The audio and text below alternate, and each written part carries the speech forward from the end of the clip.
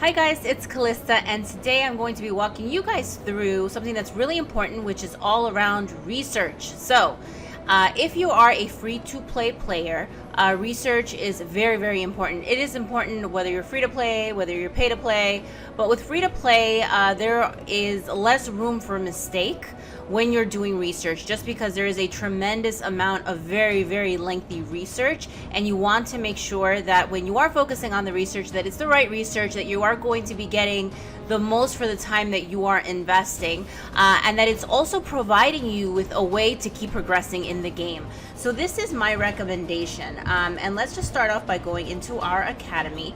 Now, if you go to the first research tree, it's our economy research, and you're going to notice that there is things like food harvesting, vault management, stone harvesting, weight training, resource harvesting. I would say out of this entire tree, probably the most important one is going to be your construction speed. Early on in the game, you're going to be doing a tremendous amount of building, and you will continue to build throughout the entire game. Even once you've gotten castle level 25, and you are pretty much done with your entire city, you're still going to be constantly bringing down barracks, putting them up, bringing down hospitals, putting them up, doing the same with manors as you do kind of like big true pushes. So you want to make sure that you have your construction speed maxed out. Now, another thing that I would recommend avoiding is don't invest too much research, gems, or time into defense. This can be controversial for some. Some people swear that their 1 million HP walls can stop a rally. I have yet to see that happen in practice. Walls, if you're going to eat a rally, you're going to eat the rally, and the rally is going to destroy your wall pretty quickly. I don't think right now there is enough research to push your wall to be strong enough to be able to eat a rally. So you can do things like research traps. I did. You can see kind of what I have here. I've improved my wall strength. So on the off chance that I get soloed, and this would happen early on, I would get soloed by somebody with the same might, and let's say I was 30 million might at the time, they wouldn't be able to get through my wall. So it can stop those types of attacks. But to be perfectly honest, if they end up getting through your wall, assuming you don't have a wall, you're going to be able to stop that with your troops, and you're probably not going to lose any troops anyway. So I really wouldn't recommend focusing on defense all that much at all. Military, however, I absolutely would. Now, if you are free to play, T4 is going to be very difficult. It is not impossible by any means. If you join a great guild, if you have a T4 pipeline, but it is possible if you're free to play to do T4. However, I would say your priority should really be trying to make T3 and getting your T3 unlocked as quickly as possible. T3 troops are very, very strong. Regardless of the tier and the level that your guild is performing at, you are still going to use T3. I use T3. You can use them when you have a ton of T4. You could even use them as a meat shield. They're quite expensive meat shield, but T3 is definitely kind of like your potato and meat type of troop. Like, you definitely want those. You don't want to invest a ton in T1 and T2. Unlock them, get them out of the way, focus on that T3. So I would say do focus on your military. Your best defense is going to be a strong offense here, okay? So avoid defense, the defense tree, but definitely focus on your military tree. Another place that I'm going to recommend you focus that may be a surprise to some is your monster hunt.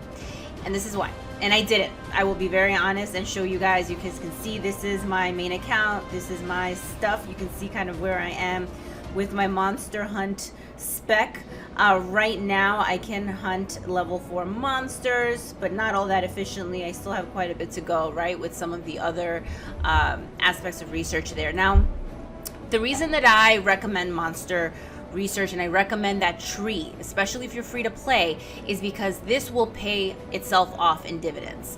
What I mean by that is, if you start unlocking your various levels of monsters and you're able to efficiently hit level 3 and level 4, you can get some pretty good drops. So some of those drops are going to be things like gems. You're going to get speed ups, and they're going to vary in how rich they are, but it is so helpful if you're free to play to get gems and speed ups. Those are the two things that you're going to be most in need of, right? So when you're thinking about monster hunting, that directly, in addition to like guild gifts and other things that are going on and events and stuff, can help you get those things that you're going to need. Now, when you're unlocking this research, make sure you're kind of combining them with hell events, and you're getting, you know, a 2-for-1 there, because you're going to be able to get your hell event prizes, and you're also going to be able to unlock some awesome research. So in terms of what my recommendation is, I would definitely say I recommend focusing on your military. I recommend focusing on your monster hunt.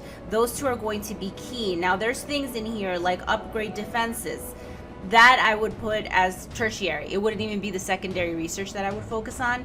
Upgrading your military will become important as you progress in the game. So if you're a new player, wouldn't really focus on it.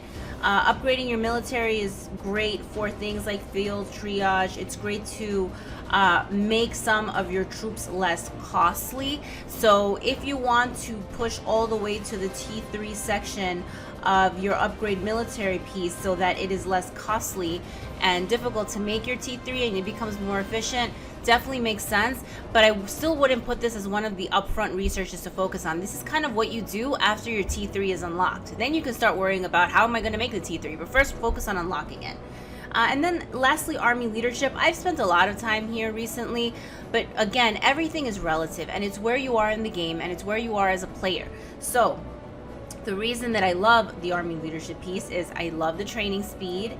I love the fact that you can change formations here. So if you want to unlock things like the range and the cab flanks, and you want to unlock the wedges, you're going to need to work your way through the army leadership. Now, do I recommend this for a player that's 20 million might? No.